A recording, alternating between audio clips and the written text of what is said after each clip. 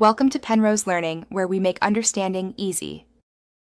Start by launching Chrome or Edge and signing into your Google account. This gives Lens access to your saved images and preferences. Once done, open the web page or image file you want to analyze, right-click on an image or select a screenshot. Make sure browser permissions allow clipboard or file access. Then choose Search Image with Google Lens from the context menu to open Lens in a sidebar. You're now ready to identify text, objects, or translate content directly within the browser. After Lens opens in the sidebar, click and drag to select the exact region you want. This improves accuracy when multiple items appear.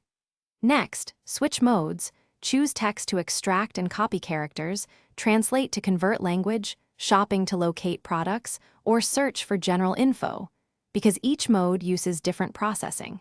Make sure to refine selection and retry if results are vague. You can highlight text to copy to clipboard, or click the product results to open seller pages for price comparisons and details.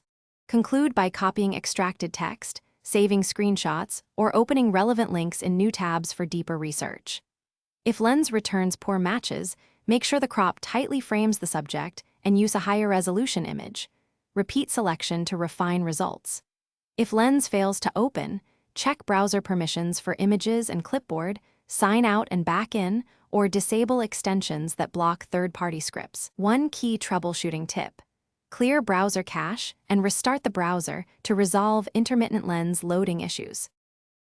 Thanks for watching. If this was helpful, leave a like and consider subscribing. See you next time.